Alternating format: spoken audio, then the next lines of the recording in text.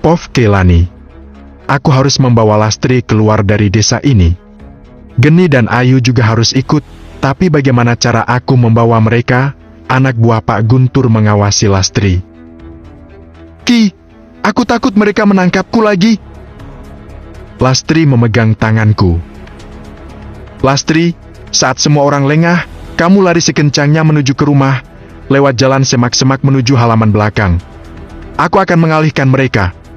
Tapi aku takut, Ki. Lari. Aku akan mengalihkan perhatian mereka, lawan ketakutan supaya otakmu berjalan lancar. Lastri menganggukkan kepala menjawab perkataanku. Dia berusaha kuat meskipun ketakutan terus menyelimuti raganya. Aku melangkah menjauhi Lastri. Semua warga satu persatu sudah mulai meninggalkan lapangan. Tidak ada waktu lagi, aku harus melakukan ide di kepalaku. Ular! Ular! Teriakku ketakutan. Warga yang mendengar teriakanku langsung gelisah. Aku menjadi pusat perhatian warga. Anak buah Pak Guntur juga ikut melihat aksiku. Aku seperti ketakutan melihat ular. Lastri berlari meninggalkan lapangan menuju rumah melalui semak-semak yang tembus ke halaman belakang. Aku terus membuat semua mata tertuju padaku agar anak buah Pak Guntur beralih pandang dari Lastri. Aku berhasil. Ada apa, Ki? Tanya Pak Guntur menghampiriku. Ada ular, Pak. Jawabku pura-pura gemetar. Hei kalian! Cepat periksa, bunuh ular itu. Titah Pak Guntur kepada anak buahnya. Semua anak buah Pak Guntur kasak kusuk mencari ular yang sebenarnya tidak ada. Di tempat semula aku dan Lastri berdiri, tidak aku lihat lagi keberadaan Lastri. Aku berharap dia sampai ke rumah tanpa ada gangguan. Pov Angga. Aku berhasil memikat Bu Jumi. Tanpa mengeluarkan uang sepersen pun, aku bisa membawa mobil pickup dan 10 karung daun teh. Sebenarnya mobil ini kugunakan untuk membawa Geni, Ayu dan Lastri ke kota. Jika naik kereta sangat berbahaya, anak buah Guntur pasti banyak di sana. Aku menyetir mobil ini ke rumah. Aku membuka pintu kaca mobil sambil menyetir, menikmati suasana desa. Jalan sudah mulai sepi karena seperti biasa, penduduk desa sibuk ke ladang atau bekerja memetik daun teh. Lagian jarak antara satu rumah dengan rumah yang lainnya sedikit jauh. Saat melihat ke kanan, aku terkejut melihat Lastri berlari di dekat semak-semak menuju ke rumah. Namun yang membuatku terpana, dia dikejar seorang anak buah Guntur. Aku memarkir mobil di tepi jalan dan berlari mendekati Lastri dan lelaki itu. Ada apa nih, Bang? Tanyaku ke lelaki yang mengejar Lastri. Dia harus dibawa ke Bu Jumi. Jawabnya terus menatap Lastri bersembunyi di belakangku. Tolong, Kak! Lastri ketakutan. Apa urusan gadis ini dengan Bu Jumi? Tanyaku pura-pura tidak tahu. Bukan urusanmu. Tiba-tiba dia menodongkan pisau ke arahku. Aku menghindar sambil mendorong Lastri ke kanan. Lastri terjatuh ke tanah. Lelaki itu tidak tinggal diam, dia mencoba menusukkan lagi pisau kepadaku. Tanpa berpikir panjang, aku memungut pasir lalu melemparnya ke mata lelaki itu. Aduh! Teriaknya berusaha menggosok mata. Kugunakan kesempatan merebut pisaunya lalu menyayatkan ke lehernya. Dia terjatuh ke tanah bersimbah darah. Tidak perlu banyak tenaga menghabisi seekor tikus Guntur. Ayo naik ke mobil, sembunyi di bawah karung teh. Ucapku ke Lastri. Setelah dipastikan tidak ada yang melihat, Lastri langsung naik ke mobil dan bersembunyi di bawah karung berisi daun teh. Aku melaju mobil ke rumah menjemput Geni dan Ayu ingin membawa mereka ke kota. Sampai di depan rumah, aku terus masuk ke halaman belakang dan memarkir mobil. Tidak aku temui Keilani, mungkin dia bersama Bima. Aku tidak punya waktu banyak. Ketiga gadis ini harus sampai ke kota dan terhindar dari perjalanan malam. Tapi Keki gimana, Kak? Tanya Geni. Aku akan balik lagi ke sini. Keki tidak bisa kubiarkan di sini sendirian. Aku khawatir sama kamu dan Keki. Geni menatapku sendu. Aku takut adikku juga dijual, Kak. Timpa Lastri. Matanya berembun. Ayu merangkul Lastri berusaha menenangkan. Aku akan membawa adikmu juga, tapi setelah aku mengantarkan kalian. Nanti aku minta alamat rumah pamanmu.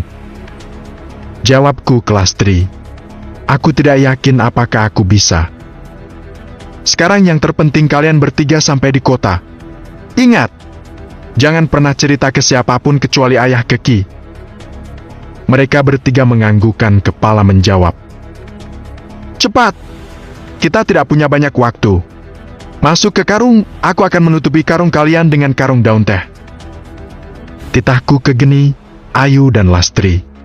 Aku meninggalkan rumah menyetir mobil melalui jalan yang diapit perkebunan teh menuju keluar dari desa. Dengan santai sambil bersiul, aku tidak ingin terlihat panik dan mencurigakan. Beberapa penduduk desa yang memetik daun teh melirikku sesaat sambil tangan mereka sibuk memetik daun. Aku sesekali melempar senyum ke mereka berusaha menyapa ramah. Sedikit lagi mobil akan keluar dari desa. Namun di depan kulihat dua orang anak buah Guntur berdiri di tepi jalan menghentikan mobil yang aku kendarai. Jika aku berbalik arah, pasti mereka mencurigaiku. Lagian tidak ada jalan lain keluar dari desa. Aku tidak punya pilihan kecuali menghadapi mereka. Aku berusaha tenang dan tetap menyetir mobil hingga mendekati anak buah Pak Guntur. Mereka menyuruhku berhenti dan aku menghentikan mobil. Kulihat ke belakang, karung-karung berisi teh masih tersusun rapi. Namun aku sedikit was-was melihat karung Geni bergerak-gerak, mungkin dia merasa tidak nyaman di dalam karung. Kalau anak buah Pak Guntur melihat ini, mereka akan curiga dan pasti menemukan mereka. Gawat, aku harus cari cara agar mereka tidak memeriksa karung. Salah seorang anak buah Pak Guntur mendekatiku dan berdiri di luar pintu mobil samping aku duduk. Aku membuka kaca mobil. Ya, Bang. Sapaku. Mau kemana? Tanyanya sambil menghisap rokok. Ke kota? Jawabku. Ini bukannya mobil Bu Jumi? Betul, aku menyewanya. Dia melihat ke karung-karung daun teh. Matanya menyipit seperti menyelidiki, lalu mencoba melangkah mendekati karung itu. Gawat, dia mau memeriksa karung. Aku harus menghubungi Bu Jumi secepatnya sebelum dia menyadari kejanggalan di karung bagian bawah. Saat tangannya ingin menyentuh karung-karung itu, aku langsung manggilnya. Bang! Panggilku.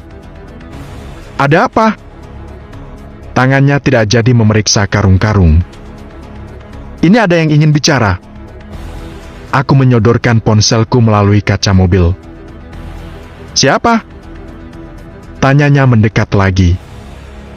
Bu Jumi. Jawabku. Halo Tante, anak buah Tante sepertinya mencurigai aku membawa mobil Tante. Ucapku di ponsel dengan Bu Jumi. Suaraku sengaja dikeraskan agar lelaki itu mendengar. Oh Angga, kamu terganggu, sayang? Tanya Bu Jumi memanggilku sayang. Iya, aku terburu-buru. Takutnya lama balik lagi ke desa?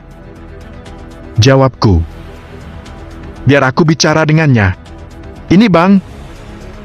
Aku menyodorkan ponsel ke anak buah Pak Guntur. Dia menerimanya dan menempelkan ponselku ke daun telinganya. Halo, iya Bu Jumi. Maaf, aku kira dia. Baiklah, iya.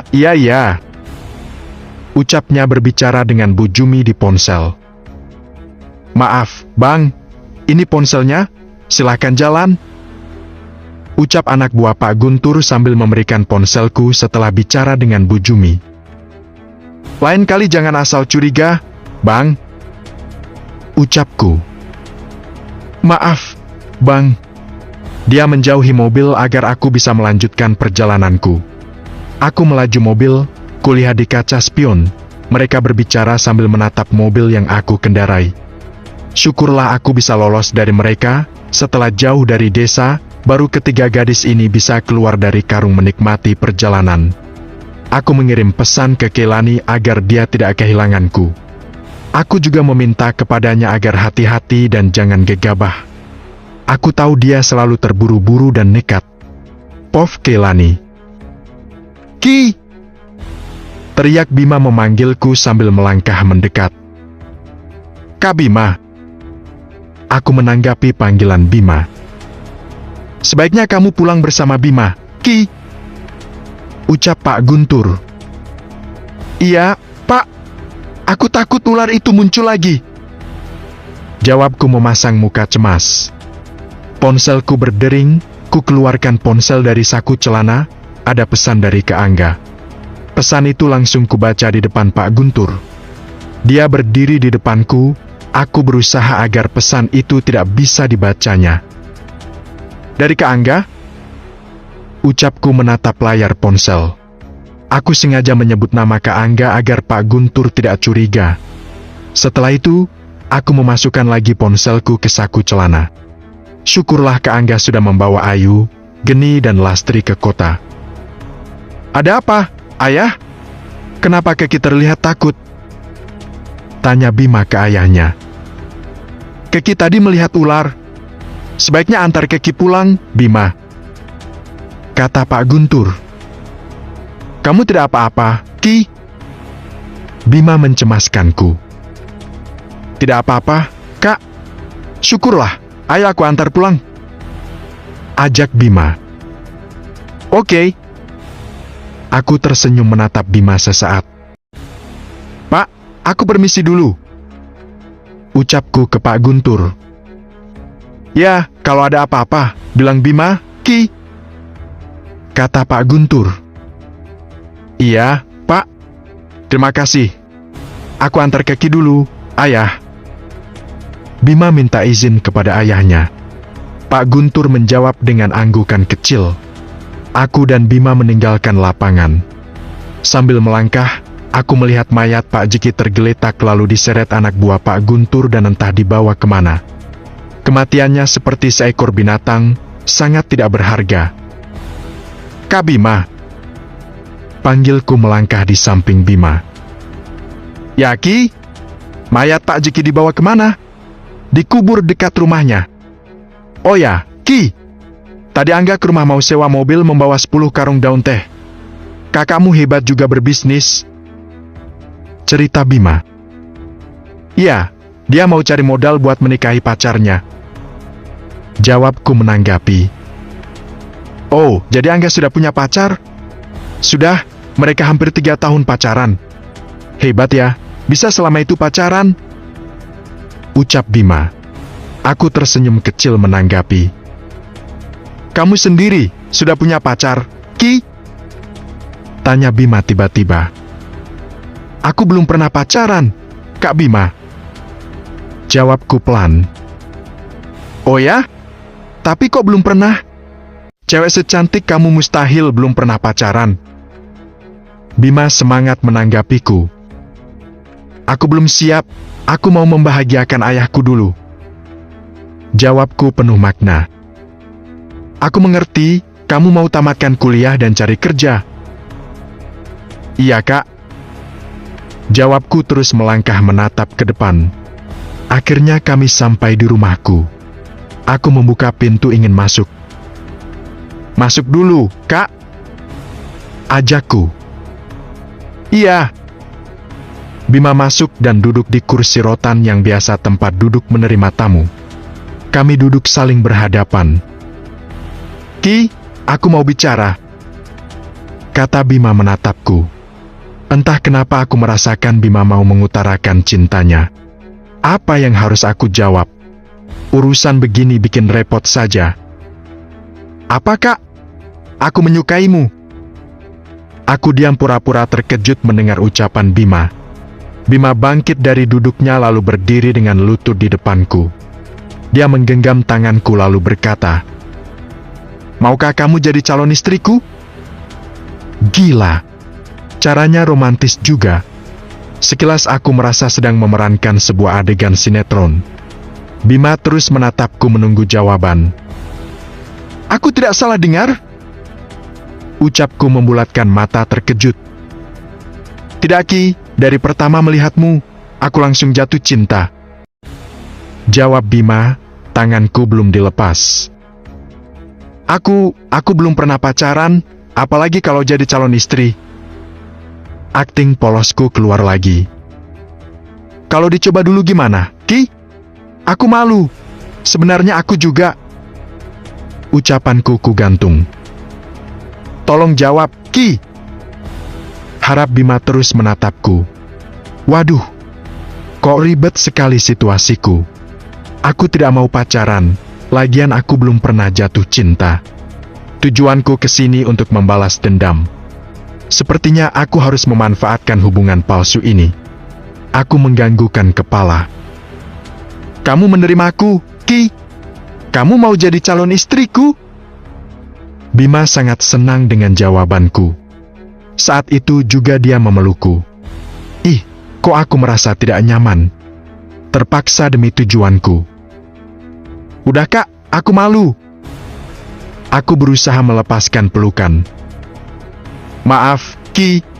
Aku sangat bahagia.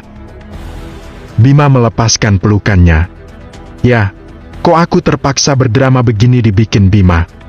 Bukan seorang Keilani yang peluk-peluk dan manja-manja pacaran. Ih, aku merasa risih. Sudah hampir malam, sebaiknya Kak Bima pulang, besok kita ketemu lagi.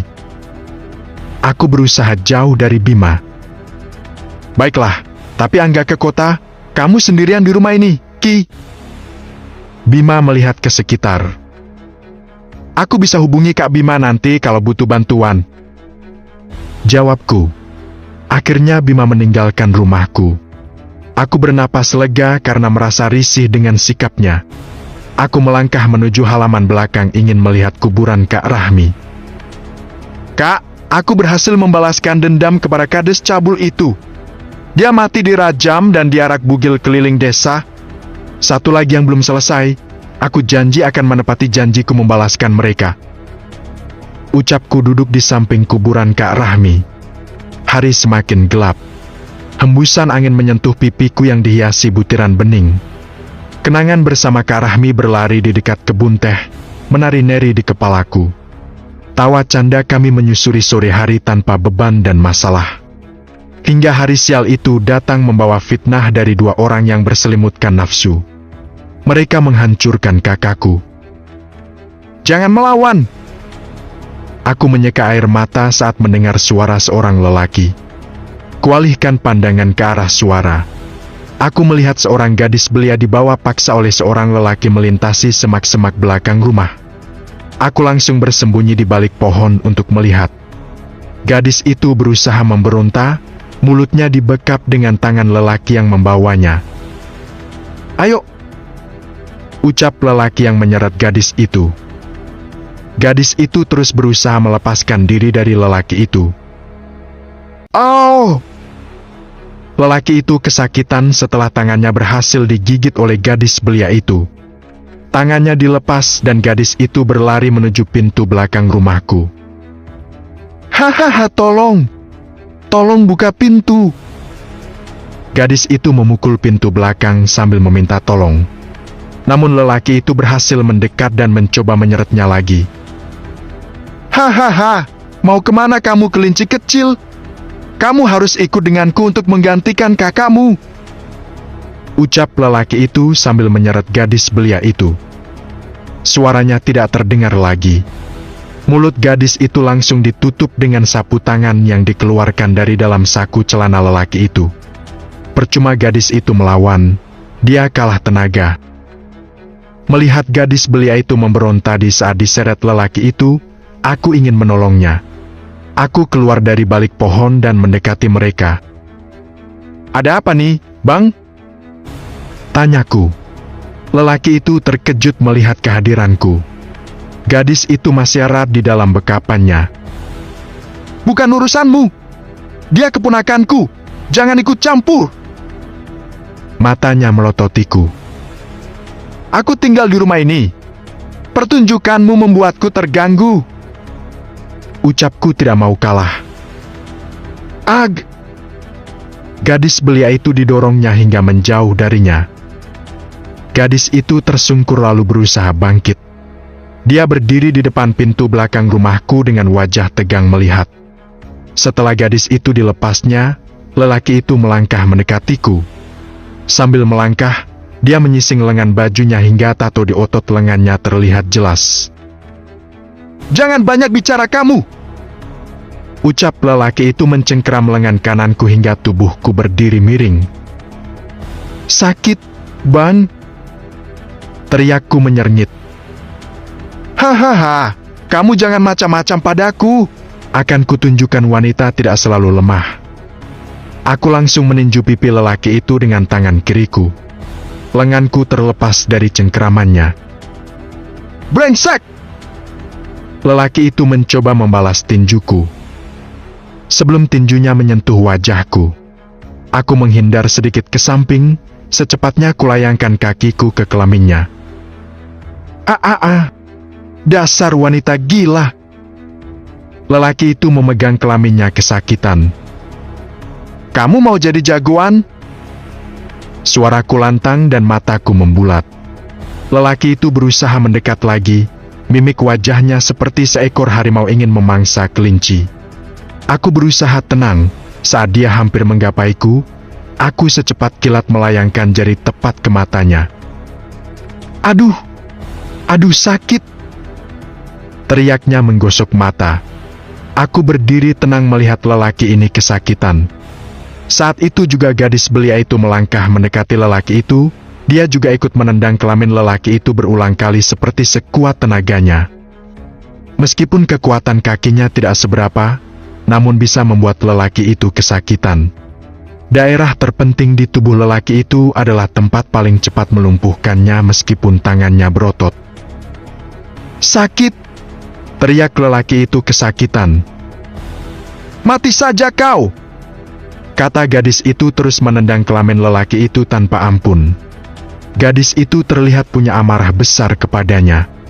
Lelaki itu berusaha melawan. Matanya tidak bisa melihat karena perih. Itulah kesempatan yang digunakan gadis belia itu terus menendang kelaminnya. Ini pertunjukan yang menarik di mata. Aku berdiri melihat cara gadis belia itu melayangkan kakinya ke kelamin lelaki berotot yang menyeretnya barusan. Lelaki itu langsung tergeletak di tanah. Aku masih diam melihat dan menunggu apa yang akan dilakukan berikutnya oleh gadis belia ini. Tidak butuh waktu lama. Di dekat kaki gadis itu berdiri, dia mengambil batu sebesar kepala bayi dan langsung menghantamkannya ke kepala lelaki itu. Aku ingin menghentikannya, tapi percuma, dia lebih cepat dari gerakku. Aku tidak menyangka, gadis belia seperti dia mampu melakukan ini. Ini betul-betul membuatku terkejut. "Mati saja kau! Pergi sana ke neraka!" ucap gadis itu terus memukul kepala lelaki itu meluapkan emosinya. Darah menyelimuti kepala lelaki itu, bahkan wajahnya hampir tidak bisa dikenali. Percikan darah membasahi wajah dan baju gadis itu. Aku yakin, dia punya dendam besar terhadap lelaki ini. Cukup! Cukup! Aku menghentikannya. "Lepas! Aku mau dia mati!" katanya berusaha tidak berhenti. Aku memegang tangannya sambil berkata, "Dia sudah mati!" Mendengar ucapanku, dia langsung terdiam mematung sesaat. Lalu terpana melihat wajah lelaki tergeletak di depannya. "Dia sudah mati. Benarkah dia sudah mati, Mbak?" tanyanya lagi dan masih bernafas besar. Aku menganggukkan kepala menjawab. Wajahnya langsung pucat. "Bibiku pasti akan membunuhku. Kamu bikin aku repot aja," ucapku sambil menarik tangan mayat lelaki itu ke arah kuburan Kak Rahmi. "Kamu mau berdiri sampai kapan? Tubuh lelaki ini sangat berat." Sambungku terus berusaha menarik. "Aku bantu, Mbak," ucapnya, lalu kami sama-sama menarik mayat itu. "Berat sekali," ucapku mengeluarkan banyak tenaga. Sampai di dekat kuburan Kak Rahmi, atau tepatnya di samping lubang 5 mayat anak buah Pak Guntur yang kami kubur bertumpukan. Aku dan gadis itu langsung menggali lubang. Dalam bekerja, kami tidak saling bicara, dan terus menggali lubang secepat mungkin sebelum ada yang melihat. Keringat bercucuran membasahi badan meskipun malam dan cuaca dingin. Tenaga yang kami keluarkan menggali lubang, membuat seperti telah melakukan fitness. Cukup, lubang ini sudah bisa memuat tubuhnya. Ucapku lalu gadis itu berhenti menggali. Ayo kita kubur. Titahku. Kami langsung melempar mayat lelaki itu ke lubang dan langsung menimbunnya. Rasa takut ketahuan dilihat orang membuat kami tidak berhenti bekerja. Gadis itu juga fokus agar pekerjaan ini selesai. Rambut panjang dan dikepang dua, sekilas kulihat dia mirip dengan Lastri.